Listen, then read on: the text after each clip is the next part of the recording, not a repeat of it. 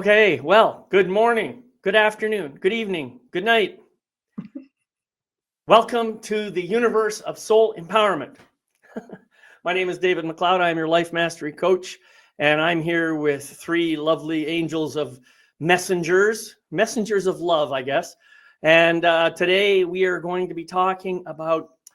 Well, let me back up a little bit. Last month we did a conversation about peace under pressure, and we talked about some of the challenges that we're all facing these days with, everything that's going on in the world, and some of the chaos that we're dealing with, and so many political things happening.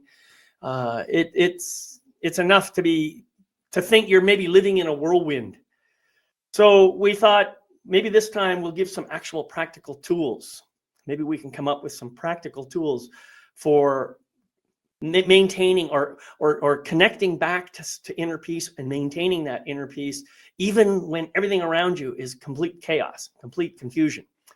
So that's what we're going to be talking about today. But before we get started with that, I want to make sure I give all my co-hosts a chance to introduce themselves. And today I'm going to start with you, Scott. Say hello. Tell us who you are, where you are, what you do, and why. And if I did it that quickly, okay. Hi, Scott Holmes from Boston. And I am an intuitive healer, and I deal with professional men and women to bring them back to who they are, to allow them to find themselves, allow them to that quiet space, that sacred space, to be able to listen to who they really are, to be able to come forward and be able to find the joy in their life that may have been missing. And for those of you listening and those of you who are here, hopefully you find some joy in this panel discussion that we have. Yeah, well, thank you, Scott. And I'm so glad you're here, and I'm glad you're a part of this team. Next up, Gayle. Tell us who you are, where you are, what you do, and why. Hello, everybody. I'm Gayle Nowak. I am a Greater Boston. I support spirit-led coaching leaders in the wellness space want to market themselves and create healthy business relationships. I use a blend of energy work, healing, and coaching to you create a pathway back to your authentic voice. You can communicate, lead lovingly, and make the world a better place, hiding or yourself. And I'm really interested in this conversation. I wasn't here for the planning meeting, so this is going to be fun, I think, and impromptu. And I think that this conversation around peace is much needed right now, as David alluded to. And I think when you start to have a practice of cultivating that inner peace, regardless of whether things are good or bad or whatever label you want to put on it, it really is a superpower. So I'm excited to see what comes out today. And I'm just so glad to see that we have several people in the room with us today too. So thank you for being here. Yeah. Well, thank you, Gayle. Just to let you know, I noticed a little bit of glitchiness in your microphone. So just, if you see me making weird signals like this or something, just kind of maybe check and see if you can fix that, whatever that might be. Yeah, I got most of what you were saying. And again, I'm glad you're here as well. And of course, last but by no means least, Sara, please say hello. Tell us who you are, where you are, what you do, and why. I'm Sara Jane. I'm in the UK. What do I do? All sorts. I work with energy. I channel dragons and mythical beings. I speak light language. I write books. I mean, sort of, as do all of us here. So I love working with people. I love connecting with people, creating connections, supporting people to heal the hurt and trauma with their inner child, to get back to themselves. to have faith and belief and trust in themselves, to love themselves, which is something that majority of us aren't taught to do. So I'm very much like the rest here. We're all in our own unique way. I sort of am I'm creator of Vocal Reiki, founder of Gift of Healing TV. So, and I love everything that I do. So that's me in a nutshell. Yes, and a lovely nutshell it is too. Thank you so much for that. And so folks, first of all, I want to say thank you to those of you who are here on the live presentation. It's awesome to have you here. Please feel free to post your questions or comments in the chat, and we'll do our best to answer those as we proceed. I think the way I'd like to start this, the question that comes up to my mind is, what is the cost of all this stress that we have to deal with on a daily basis? And for some of us, it's, greater than others. And for some, it's less. But all of us are feeling this stress one way or another. And I guess, I know what the cost is for me, but I'd like to get a sense of, in general terms, what's the real cost of all this stress? Who'd like to start with that? Go ahead, Scott. So what I find is that it brings more fear into our lives. And in talking with people, say just in traveling, I won't go to that part of the world. I won't go to this part of the world because of the things that are broadcast. I won't, fear stops us from doing so many things all the way down the line. Our innate fear, our own ego mind stops us from doing things because of what might happen or what could possibly happen. Now that we have all of this tremendous conflict and friction among so many different aspects of our lives, it stops us from doing those things and makes it very isolated, I find. People are unwilling to go beyond. And for me, it's perplexing because it stops people from being who they are and what they can be and what they could do. Because that fear base is not allowing them to go further. And that's what I find. And just talking with everyday people in my family, their world is getting much, much smaller. Right. And that's what I found. Well, yeah. And so I'm curious, for you personally, do you find that, well, first of all, I know that you have a good practice for keeping yourself calm and relaxed, and you do meditation, all that kind of stuff, which is awesome. But I noticed that I'm wondering if perhaps you find yourself maybe, I don't know, getting a little more irritable when stress builds up, or perhaps experiencing other kinds of physical responses when there's too much stress in your life. What kinds of things do you experience? I'm just kind of curious about that. Being from Massachusetts, it's usually while I'm behind the wheel of a car. Right. I just drove from Boston to Florida and then back to Boston in 5 days. Mm-hmm. So it was about 3,000 miles in 5 days. And I find it, believe it or not, I find that relaxing. Most people would find that terribly unnerving. But it's I get frustrated with people who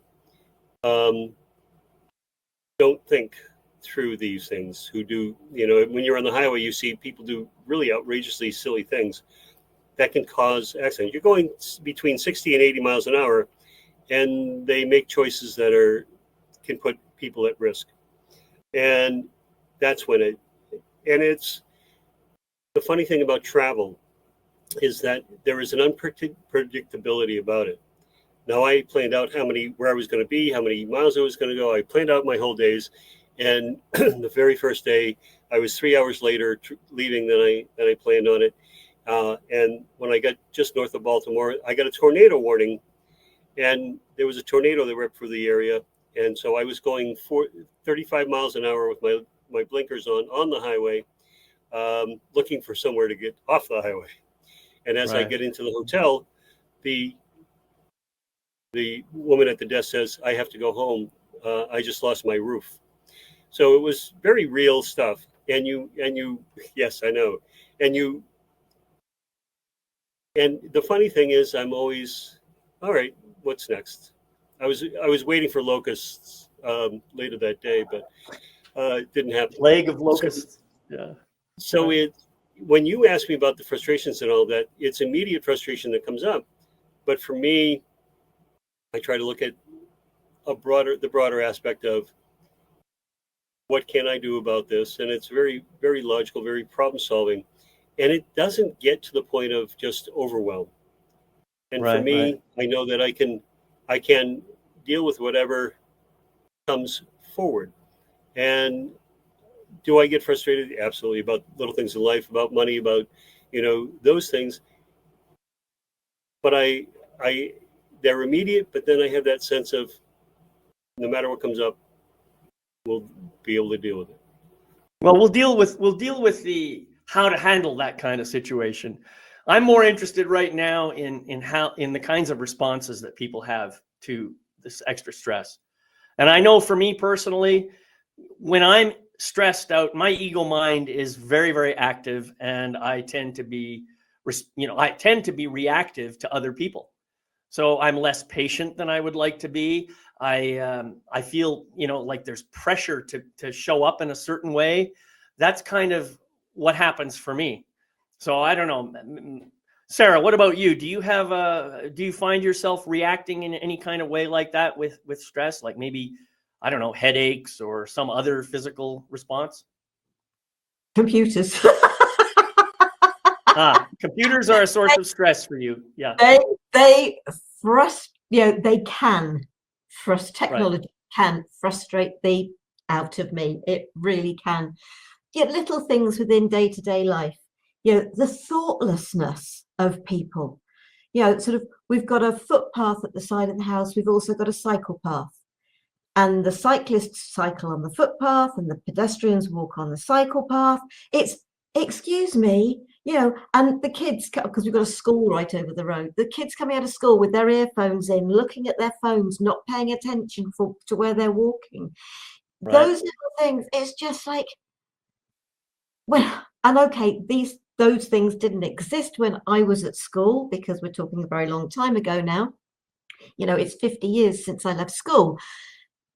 We were taught to be considerate of other people, to stand back for people, etc., etc. It's just like, what's going on in this world that there is so much of a lack of consideration for others? Right. And I know we turn around and we say to people very strongly, be true to yourself, but that is not to the detriment of others. Right. Mm-hmm. So it's not, I'm on my phone, I'm walking down the path and you're going to avoid me. Because actually right. I get that I will stop. I will just stand there. Sort of, it's just like, oh, I think, yeah, absolutely. Right. You're not the only, I'm not the only person in the world. You're not the only person in the world. So yeah, that's a niggle. Driving, I tend to and then release to the light with love, So I do tend to try and do an awful lot of that. So the negative energy is not going out there without being wrapped in love, because we're all human. We're here having a human experience. But obviously, yes, what the rest of this conversation is going to be about is how do we then sort of get through all of that? Well, you mentioned a couple of nigs. I know that one that's coming up for me lately is being asked to tip for stuff that, you want to leave a tip, and it's always asked in the way of like almost emotional blackmail. If you don't tip, then you're a jerk. And, I look at it, I remember I was getting my dog groomed, and I paid like $105 to get my dog groomed. And the guy said, would you like to add a tip to that? And I looked at him and I said, You mean you want me to pay extra for something that you already charged me $105 for? Is that what you want? And he kind of he didn't try to, I mean, if you're not paying your employees properly, then that seems to be your problem, not mine. Nobody tips me, for doing stuff. I'm not getting paid extra money. So yeah, that's what's going on for me when I get that. And it's a cycle that's happened way too often. Gayle, tell us a little bit about something that how you respond to some of this stress. Yeah, well, I'm thinking of stress in two different ways. The acute stress, of course, I totally perked up when Scott said driving in Massachusetts, anywhere around Boston, but anywhere in Massachusetts. I had an episode yesterday. I'm not one of those folks who likes to use the horn all that much, and I had to use my horn yesterday, and I'll be, Sarah, you're better than me, because I did not wrap it in love and light. I just said, why are you doing this stupid thing? Yeah, right. Kids exactly. are in the car. I'm reacting. I'm talking to somebody who can't even hear me, honking on the horn. Right. And so sometimes it's a little vocal, a little explosive. And your original question was, what's the impact? And, I'm not sure there was all that much of an impact in that circumstance, because I felt the stress, I felt the frustration, but I released it. Right. And my kids are old enough now. They were in the car with me. They're old enough now to be able to read the room and see what's going on and recognize this isn't, mom's not putting that on me. It's just a weird situation, right? But sometimes there is a cost, right? There's a cost with our relationships. There's a cost with the relationship of ourselves. Maybe, I'll be honest, I didn't feel guilty about any of that. It wasn't a wise move what happened on the road yesterday. But sometimes when we're dealing with chronic stress and then there's acute stress on top of that, and it goes sideways, right? The cost might be a relationship, or it might be, holding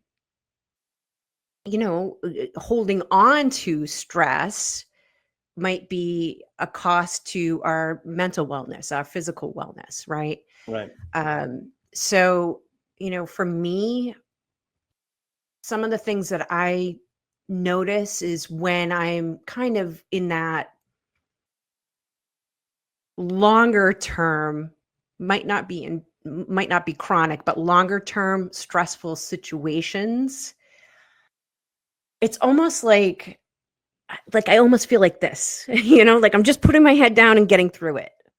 Right? Like that's how I know there's pressure, there's stress, and not all, there's all kinds of literature out there and studies out there about how not all stress is bad, right? Like some stress is catalyzing and activating and gets us into motion and gets us into action. But when you're going through life and you're doing this all the time, that's definitely going to have an impact on how you feel about yourself, how you interact with the world, how you engage with other people. And it can make you sick. It can actually make you sick. Well, that posture that you demonstrated, that looks to me like I'm defending myself. Right. Yeah. I'm protecting myself against some kind of an external force. Well, if you have to do that all the time, I'm sure you're not walking around like this all day long. No, you're not physically doing that, but you feel like that's happening internally.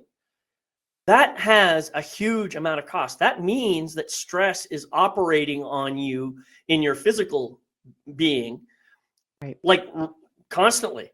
And you've got to do something to release that, to let that go, to kind of open that up and just, because if you don't, that stuff is getting locked in. And that's essentially what that posture does, is it locks it in.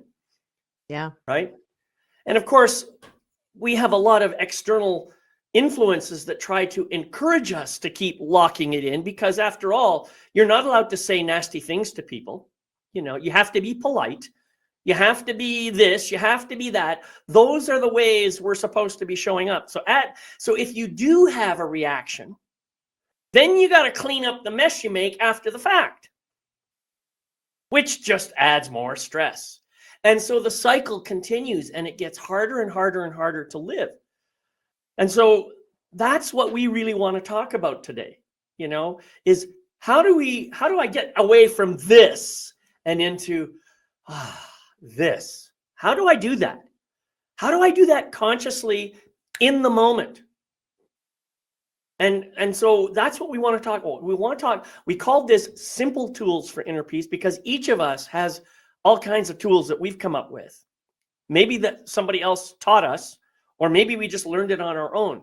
And my hope here in today's presentation is that everybody who watches this can find something that he or she can take home and use personally, or get inspired to create something for yourself that works even better.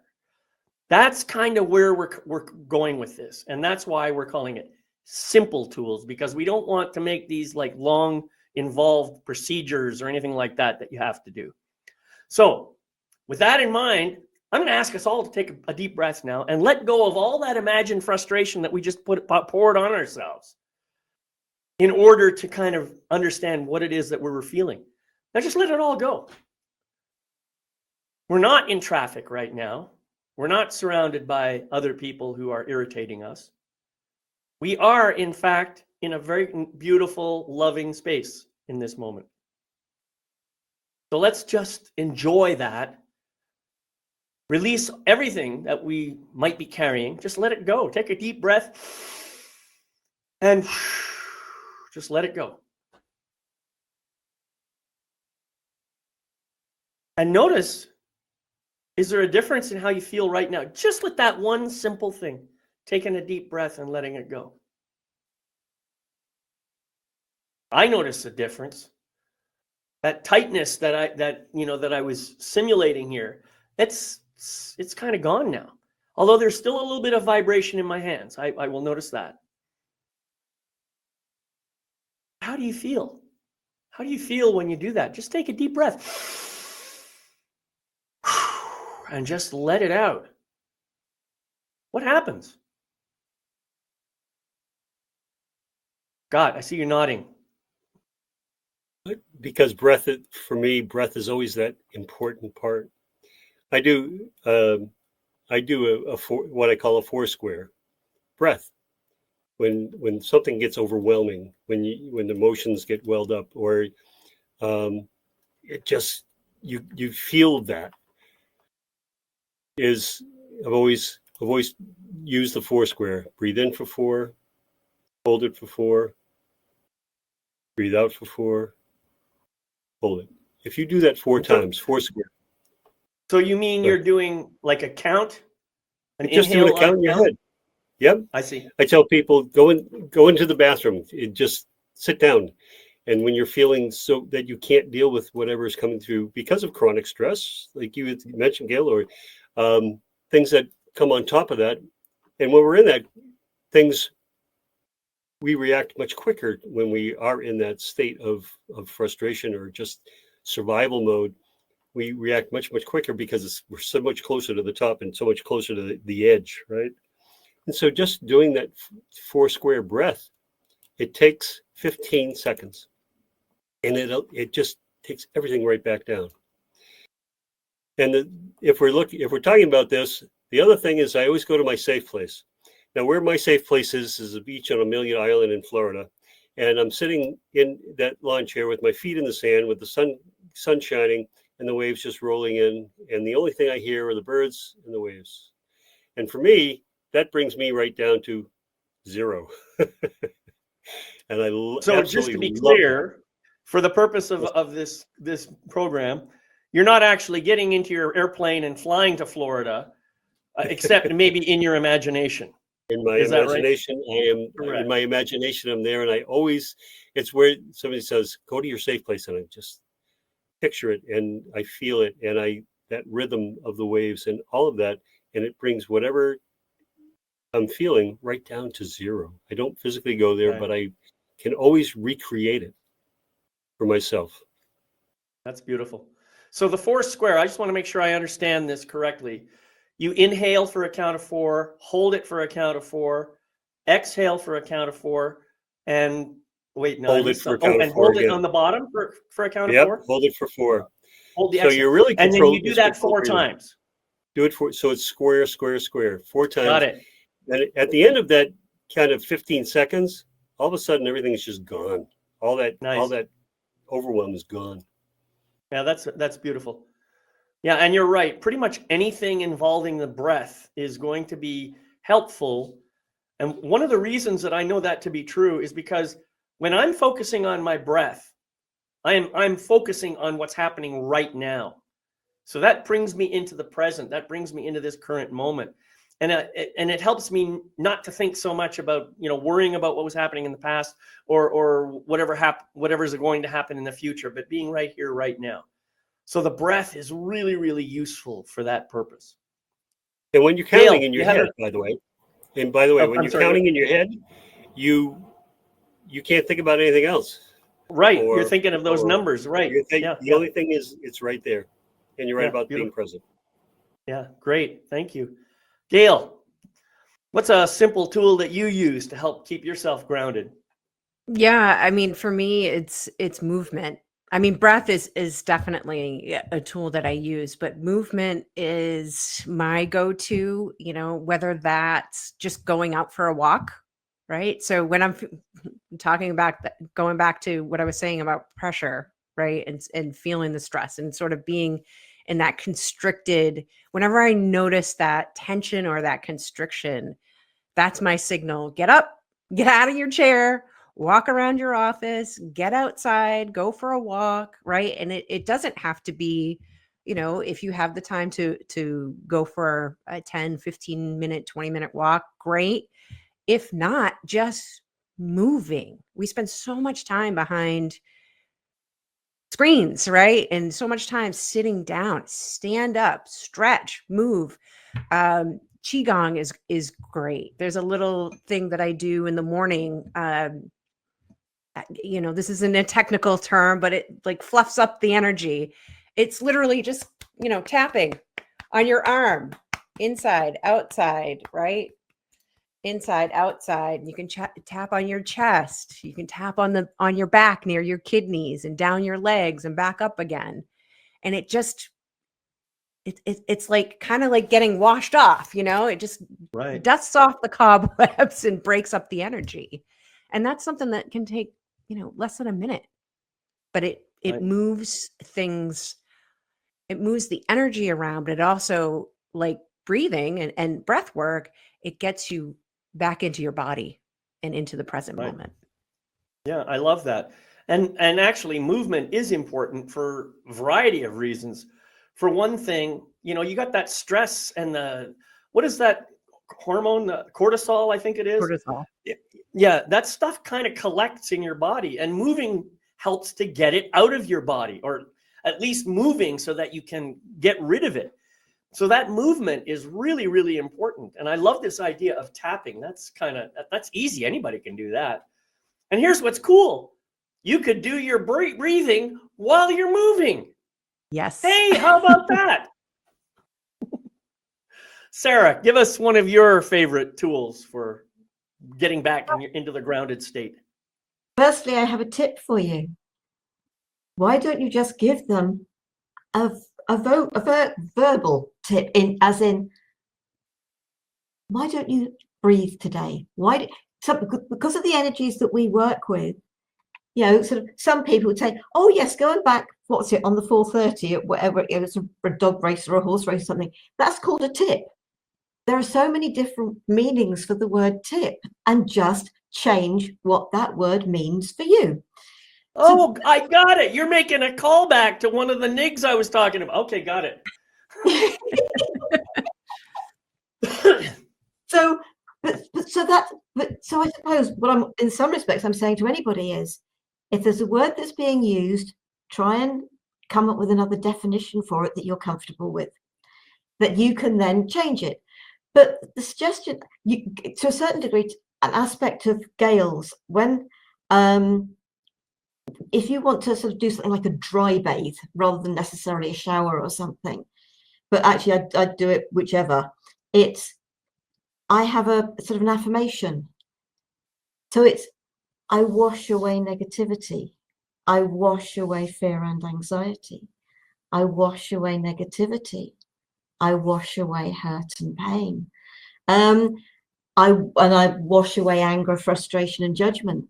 So every morning, as you're doing your ablutions, and because you're actually doing it while you're doing that, and that is something I do on a daily basis. So come up with it is an affirmation, but do come up with something that you feel you can do with an action that you take on a daily basis.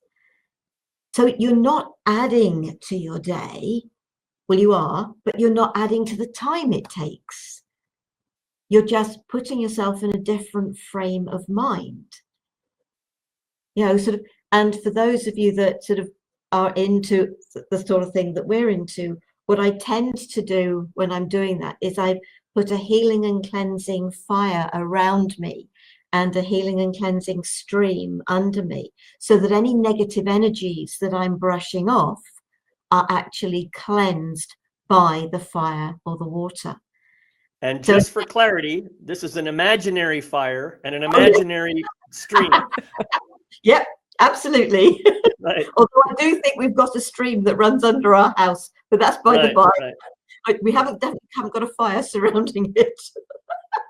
So I really love that idea. So you're talking about a kind of an energetic smudge, and you use the word ablutions, which many people may not know, but I that's kind of your business in the bathroom, so to speak. In the morning or in the evening, whatever. Yeah. So you could actually be in the shower, in the physical shower, doing this, so that the water becoming in, you can see this water as rays of beautiful, loving light to kind of heal you and wash off all the negativity and just recycle it down through the drain and into this stream, and surrounded by the fire that cleanses the water. You can imagine whatever you want. It's really a beautiful way of generating a peaceful flow within your body. I really love that. That's awesome. Yeah, and it's literally part of my daily routine. Yeah. And you can use those words. I wash away, and whatever feels for you to wash away. I use exactly the same words every day, but you may choose to use different ones. As you said, it's about people listening to what's being said and thinking, there's aspects of these things that I can take and I can make my own. And that's what this is all about. Exactly. And one of the things that I like to do, I used to do men's groups. And one of the things that we did as a group, which was absolutely amazing for me, we would stand in a circle with our hands on the back of each other's, right between the shoulder blades. I have one man on my left, one man on my right. And then we would start chanting Om as a group. And it wasn't in a like in a controlled way or anything. I would inhale and just let it come out. Om. And just let it go as long as I could exhale. And that sound. And what I have discovered recently, we used to do this in the group and it was awesome. But I have found that I can do that by myself now. While I'm meditating, I get in my meditation position and I'll Om like 3, 4, 10 times, whatever I feel like. And just that vibration going through my chest creates a calmness, a serenity within me that is absolutely amazing, And it might have something to do, I don't know if frequency is an important factor here or not. I do know that for me, it's about getting the lower register of my voice so that the voice is coming from down here in my chest rather than up here in my throat. when I do that, that vibration just feels so good and so relaxing. I kind of melt. So if you're interested in that sort of thing, just try it. And the sound might be different. The word Om is the one that I think of because that's what it sounds like to me. But Sara, you were mentioning you had a slightly different sound that you use. What was it? It's Aum, so it's AUM. Aum. Right. So you're actually moving and changing the formants of the sound, and that's really cool too. But either way, it doesn't matter. But I think for each of us, you try these things, try it, see how it works for you, see how you feel when you do it. It's really quite amazing how many different ways you can find to relax your body, relax your heart, relax your mind, and relax your soul. And that is the key word, isn't it? Relax. David, Scott, go ahead. you've always had, and we've talked about this before, that music is a really important part of your life. Right. You create a lot of it, and you've put a lot of it together. For anybody, look up David and his website for the music. It's marvelous, by the way. But I find that music can temper any anger. It can temper my mood. It can change my mood. A song will come on, or a vibration will come on, and that will change how I feel at that moment because I'm transported. And all of these things that we're talking about is bringing you into the present. Fear brings you into the past, and you're fearful of the future, and you're projecting all of these bad things that might happen if I step outside of this.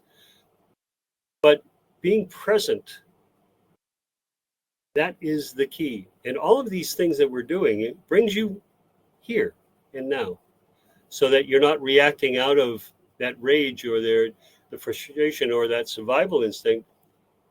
You're in the present, and you are reacting and acting and not jeopardizing your closest relationships, because they're the ones they're going to suffer from when we're like that.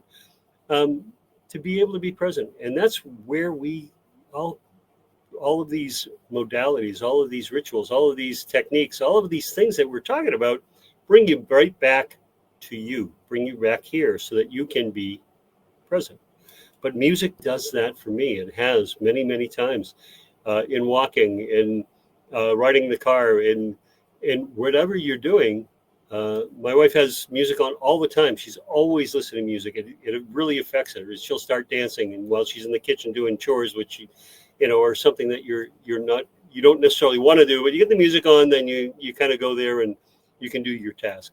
So music, I find, or vibrations, or the music, David, that you create that has a particular hertz will affect you in some way, and that's absolutely amazing. And I know, Sara, you listen. Sound is very important to you also. Yeah, I think that one thing that I would say is every piece of music that you know of has a certain kind of central vibration, okay, and a certain frequency that it operates at. And some of those vibrations are beneficial to your body and to your mind and to your soul, and some of them not so much. So if you're going to use music as a way for relaxing and getting into this grounded inner peace state, make sure you choose music of a high vibration. When I say high vibration, I don't mean high frequency. I mean it's high quality music.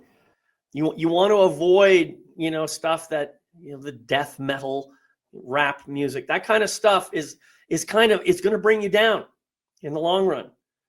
You might get a sense of relaxation by going with the flow of that music for a little while, but in the long run, it's not as beneficial as something like a classical piece by Mozart or something like that. That actually will tend to uplift you. So keep that in mind when you're choosing whatever music it is you want to listen to. All right. But yeah, music can lead to motion, which is what Gayle was talking about, and dance. Hell, Go ahead, dance around an imaginary fire. But the whole point, and you said this, Scott, and that's really, I think, what I wanted to say earlier. Everything that we're talking about here is about coming back to the present moment. So it doesn't matter what you're doing, what's going on in your life. It doesn't really matter. If you can stay present to what's going on inside yourself and just feel it and just notice it, but have no judgment about it, simply observe it, you're going to find yourself just naturally moving into a place of inner peace pretty much all the time. So if you're having a hard time getting focused on the present, then just look at, what am I doing right now? Oh, I'm doing the dishes. Let me feel this water that I'm washing with. How does it feel? What is it? It flows. It moves. It's hot. It's cold. It's whatever it is. And I can feel on this pan that I'm cleaning, I can feel those little bumps from the dirt. Look at that. What am I doing? I'm bringing myself present into the moment. You see, that's what it's all about.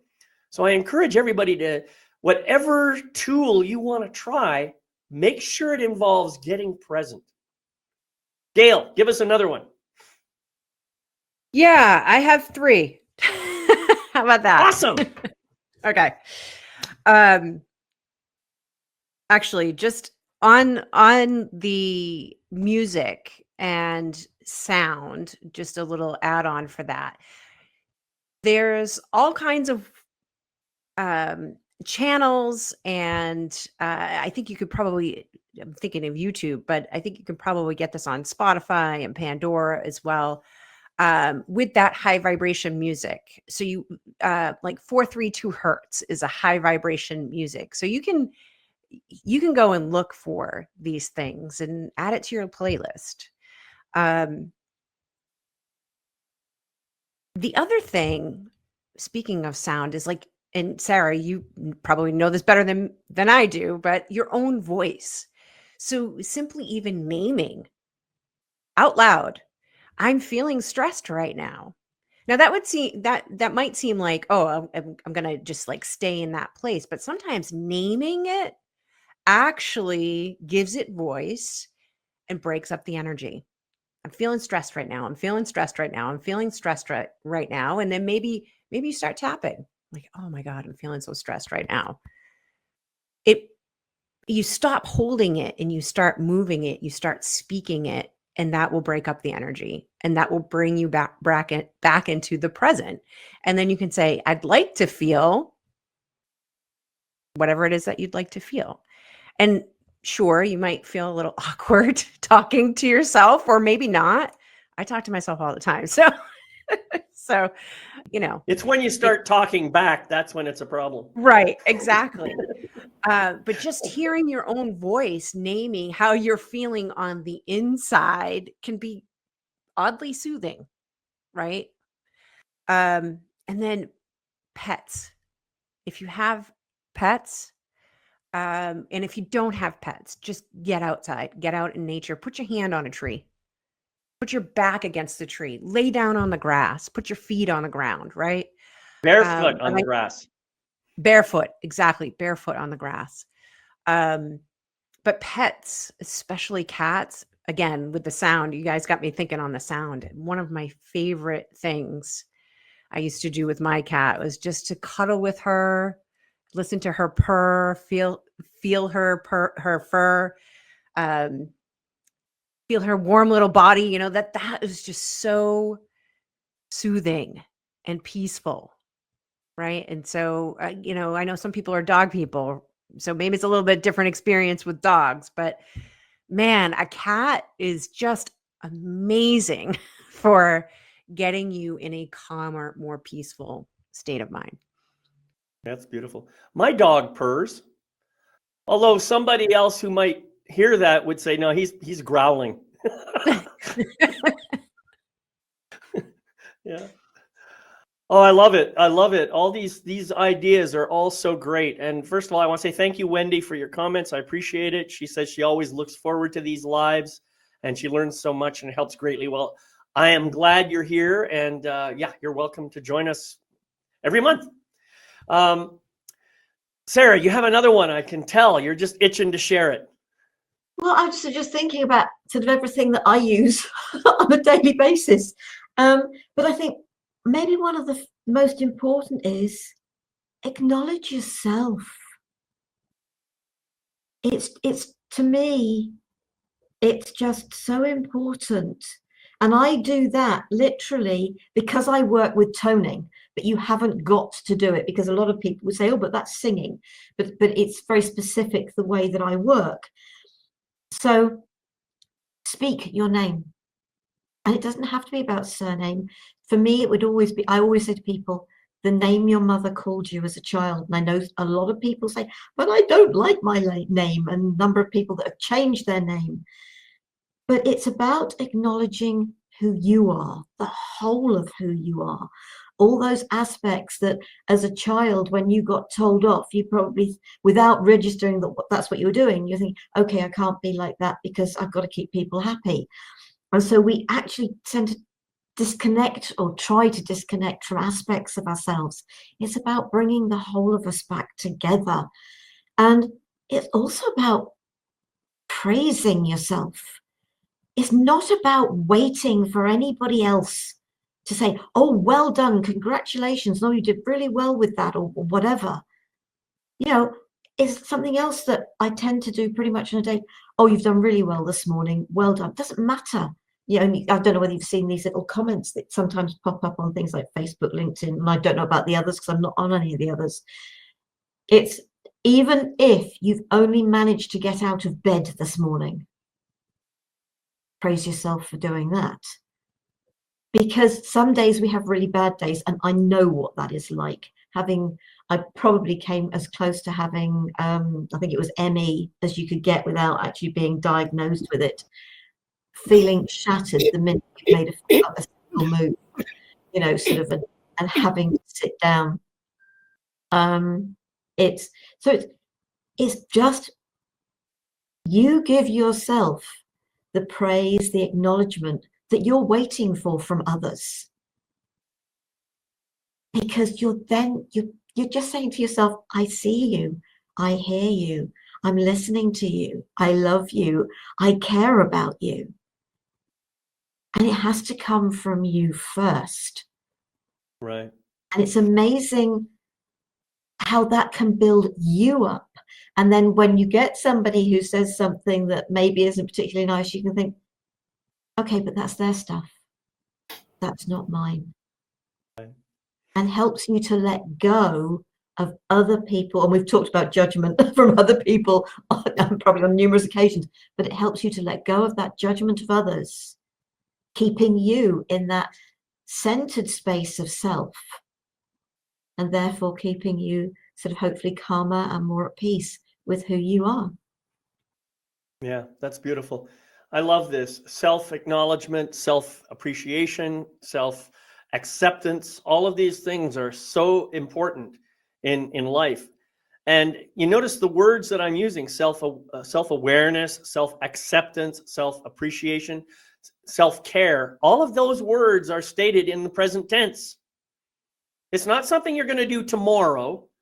It's not something, well, you might have done it yesterday or the last week. It's something you're going to practice doing right now.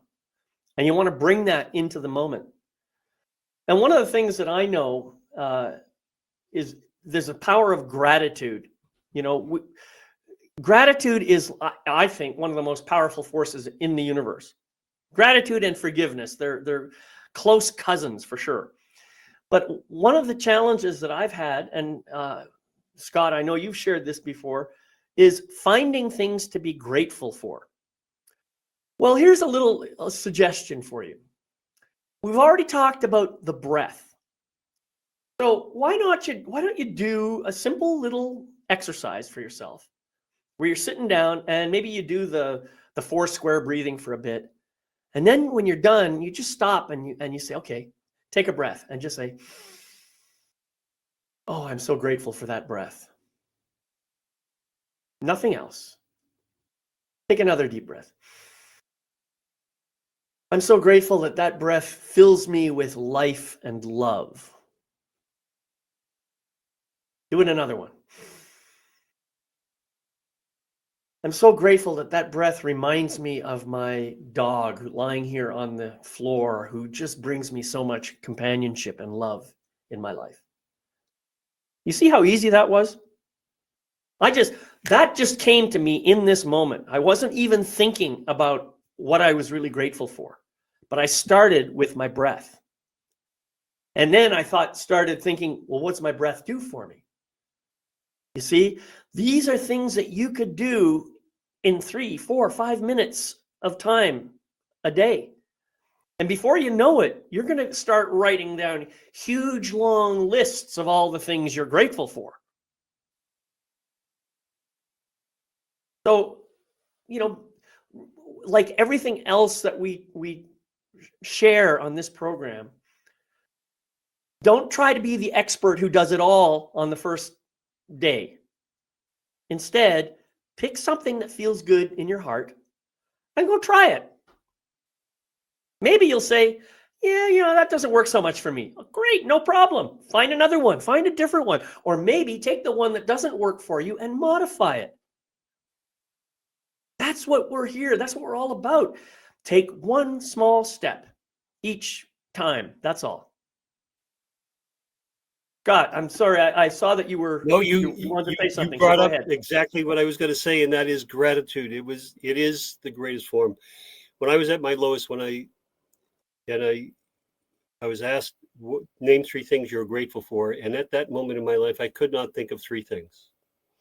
And much like you said, someone says, "What are you grateful for today?" And I could go on for hours, because it is a perception of where you are. It is being grateful. Gratitude is a powerful force. Love may be the first, but gratitude is a very close second to being powerful, in that it changes how you act and react to everything around you. If you are grateful for the ability to, we take for granted, oh, I live in a house. Oh, you have a house. You should be very grateful for that. You have a roof over your head. Because there are so many people in this world that do not have any of those things. And it's just so powerful to be able to do that. And gratitude, I really give props to gratitude for taking me out of just the worst time of my life, because I found it. And every morning I got up and I was thankful that woke up. And that's how I started the day, that I was thankful for that. And it's absolutely wonderful. Just one little thing on verbiage here. I want to be really careful, encourage people, don't should on yourself. You don't have to be grateful. You don't have to do any of the stuff that we do. You have the option. You can do it if you want, but you're not required. There is nothing wrong with you at this moment. There is nothing wrong with any of us here. So when we invite you into doing something, it's not like you should do this in order to get inner peace or any of that stuff. These are things that work for me. These are things that work for Gayle. These are things that work for Scott. And these are things that work for Sara. And some of us share these things. Sometimes we do what the other person suggests. And I find that just by trying something that, like, I'm not really a huge dancer, but sometimes just listening to music does cause me to want to move, And so if I'm going to dance, I'll do it quietly in the privacy of my own dark bedroom. I don't really want people to see me dancing. But, that's because of my own what is the word I'm looking for here? Self-image issues, But then every once in a while, the little boy in me wakes up and says, to hell with you, I want to dance. And I start getting this crazy, weird ass dancing that people laugh at, because there's David making a fool of himself again, So I just wanted to be sure that you understand that we're not asking you to do anything that you don't really, in your heart and soul, feel that is right for you to do. Okay? So I'm going to leave it there. Gayle, what do you have? Yeah, I love that. Trust your intuition, trust what you're drawn to. Maybe it's something that we haven't talked about today, but perhaps the conversation has the creative juices flowing. And I think the other piece too is that it's good to switch things up, right? We all have spoken about our regular practices, and they all look different for each of us. And sometimes we need to switch up our own practices, right? Because it can kind of get stale or stagnant, or maybe it doesn't have the same effect. So I just wanted to speak to that as well, as if you try something and it works for you, and then all of a sudden it doesn't work for you, doesn't mean anything's wrong. It might just be a signal of, oh, maybe I want to try something new and let this go. Or maybe I want to take the thing that I've been practicing and pair it with something new. And then you can stack things, as you go along. But it's like, I mean, these are things, this is like food for your soul. But it also reminds me of, if anybody's, done fitness or exercise or what have you, your body gets used to it and you have to switch up the routine. So it's the same thing for your soul. So yeah, hopefully those who are with us here live, that you try some of these things, or you go out and do your own research on what might feel good for you, and come back and tell us what you experienced and what it was like, and what you're noticing about, maybe sound is your thing. Maybe movement is your thing. Maybe it's breath. Maybe it's yoga. There's no shortage. There's no shortage of ideas to help you pour back into yourself and to cultivate that peace from within. Because I think a lot of times we're looking outside of ourselves. We're looking for somebody else to give it to us or grant it to us. And it's really about, we talked about this on the last episode, how do you be the peace? And these are some ways to try that on. Right. Something you said, I just triggered a thought, and I want to remind people about this too. I don't know if you watch sports or whatever, but I'll just pick one example, like marathon running.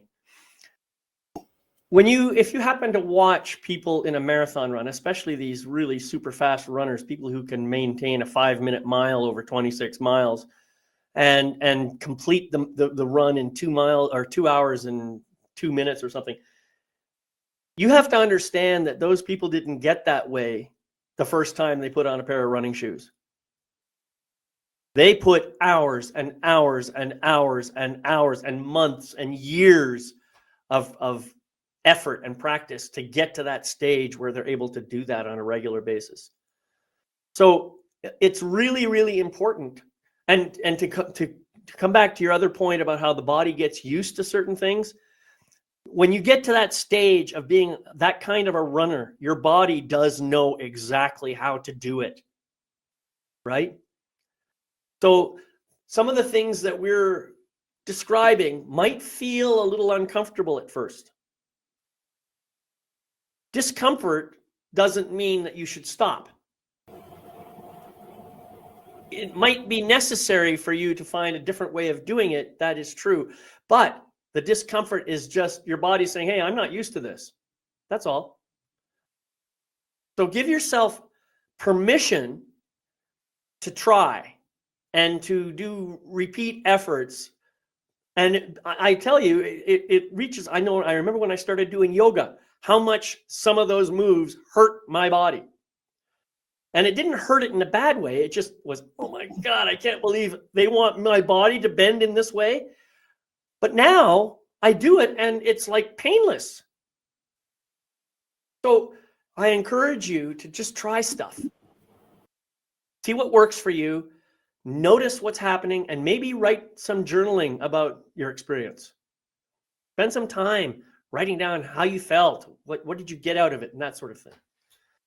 All right, we're getting close to the top of the hour, so I want to wrap this up. And Sara, I know you have to get going, so I'm going to give you the opportunity to close us out with the first, whatever you'd like to close us out with. One of the things I do on a daily basis is in the morning, I open the curtains and I look out the window and I say good morning to Mother Earth, to nature. And I then in the evening, I love to look out the window and it's the good night. And I love to look up at the stars and the moon when it's not cloudy. And if that's part of gratitude, it's part of gratitude. But it's my good morning to the world. It's my good night to the world. It's an acknowledgement of the whole, of all of us, of the everything, because we are all connected. It's that ability for Mother Earth and for the all that is above. If that's something that speaks to you, being able to do that, good morning and good night. Speak to your angels, your guides, your guardians, if that resonates with you. That is something else I also do on a daily basis. And they are there to support us. We have to ask. Then we have to be quiet and listen for the replies. Right. Well, thank you, Sara. Okay. Scott, final words? Take care. Thank you. Thank you, Sara. Really grateful for all of these. And for anybody listening, David is absolutely right. First time I did yoga, I thought I could never move again. And I do it on a daily basis now, and it just gets better. And I modify it constantly to enact different parts of my body. But it's stretching your imagination. It's stretching your understanding. It's just stretching and allowing you to be more each and every day. And I encourage anyone to just try something different. Amazed at what your body, your mind, and your spirit will fall in love with. Yeah, beautiful. Thank you, Scott. Gayle? Yeah, I want to bring it back to the word peace, because I think sometimes we have this dualistic way of thinking, or polarized way of thinking. Maybe that's more accurate, right? And so we might think that, well, if I cultivate peace, then I never feel chaos. And that's not what we're talking about here. You cultivate peace, maybe in peaceful times, so that when the chaos comes, you know how to stay in the moment and stay grounded and present and rooted in yourself, no matter what comes. So we talked in the beginning about the cost of stress and chaos and being swept away by that kind of energy, and the benefit of trying these practices, or coming up with your own practice, is so that you don't eliminate stress and conflict, and because it's impossible, you're expanding your capacity to navigate that, to be with that, and still feel grounded and rooted and centered in yourself. Right. Beautiful. Thank you, Gayle. I think that the message here is pretty clear. If you want peace in the world, you have to start by bringing peace into yourself. And all of us contribute to that with our own individual ways of developing that inner peace. And I think what will happen is the more of us who do this, the greater the impact will be on the outer world, and we'll begin to see chaos happening less and less and less. That doesn't mean it'll never, that doesn't mean there will be a time when chaos never happens. I think we got to have some chaos in order to enjoy our lives, but a little too much chaos is a little too much chaos, if you know what I mean. But anyway, I want to thank you all for being here and for participating in this this live presentation. I hope you got some value out of this show and learned some tools that you can take home and use for yourself, or at least got a little bit inspired about how you might create a tool for yourself that works. That's my hope for you. So I'd like to just remind you that I keep recordings of this and every other episode of this program on my website at yourlifemasterycoach.com. So you can go back, you can go check those out. And they're also going to show up on YouTube, on my YouTube channel, which is Your Life Mastery Coach. And yeah, I hope to see you again soon, all of you. Meanwhile, thank you, Gayle and Scott and Sara, for being here today. It's always a joy to share this space with you. And I guess with all that, I'm going to say thank you all for being here. I wish you love, light, and blessings on your continuing journey. We'll see you next time on Soul Empowerment. Bye-bye.